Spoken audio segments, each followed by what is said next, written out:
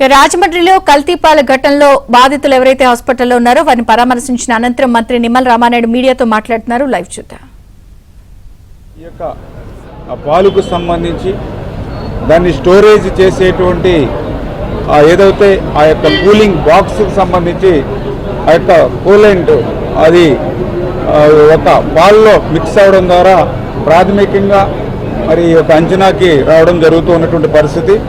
ఆ సందర్భంగా ఎవరైతే నిర్లక్ష్యంగా ఆ యొక్క బాక్సులు నిర్వహణ చేస్తూ కూలింగ్ బాక్సులు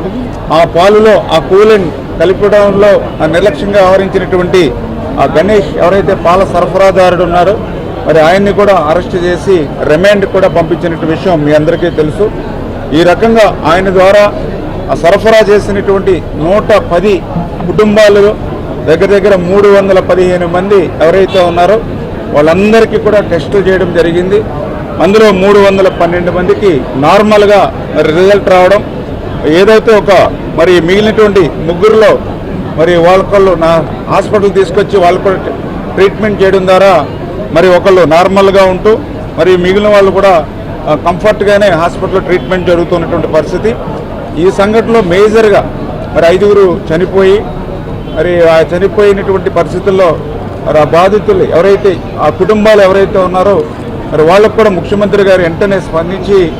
మరి ఆ చనిపోయినటువంటి వ్యక్తులను అయితే తీసుకురాలేము కానీ వాళ్ళ కుటుంబానికి ఆధారం ఇవ్వాలనేటువంటి ఆలోచనతో 10 లక్షల రూపాయల ఎక్స్గ్రేషియో కూడా ఆయా కుటుంబాలకు కూడా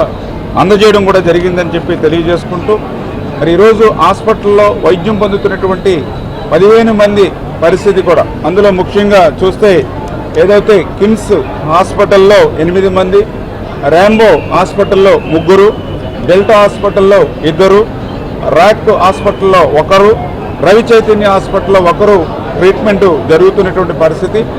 మరి ఇందులో కొంతమందికి క్రిటికల్ గాను, కొంతమంది సెమీ క్రిటికల్ గాను, కొంతమందికి మరి ఎప్పటికప్పుడు అంటే ఇది కొంత పాయిజన్ మిక్స్ అవడం ద్వారా కొంచెము ఎప్పటికప్పుడు 48 అవర్స్ను మరి చేసుకుంటూ ముందుకెళ్తున్నటువంటి పరిస్థితి. గౌరవ ముఖ్యమంత్రి చంద్రబాబు నాయుడు గారు కూడా ఈ విషయాన్ని కూడా ఆయన కూడా సీరియస్గా తీసుకుని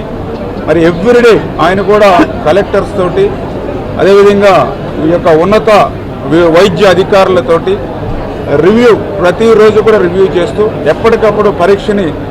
సమీక్షించుకుంటూ ఎప్పటికప్పుడు ఏ రకంగా ప్రభుత్వం నుంచి సహాయ సహకారాలు కావాలి, ఫుల్ ఫ్లెడ్జెడ్గా పార్టీకి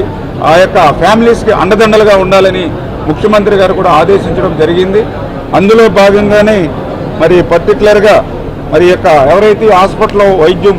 పొందుతూ ఉన్నారో వాళ్ళందరికీ కూడా మరి బాగా రవిరాజు గారు, డాక్టర్ రవిరాజు గారు ప్రముఖ నెఫ్రాలజిస్ట్ విశాఖపట్నం, ఆయన్ని కూడా మరి యొక్క రాజమండ్రి తీసుకుని వచ్చి ఆయన నేతృత్వంలో ఈ 15 మందికి కూడా ట్రీట్మెంట్ జరుగుతున్నటువంటి పరిస్థితి.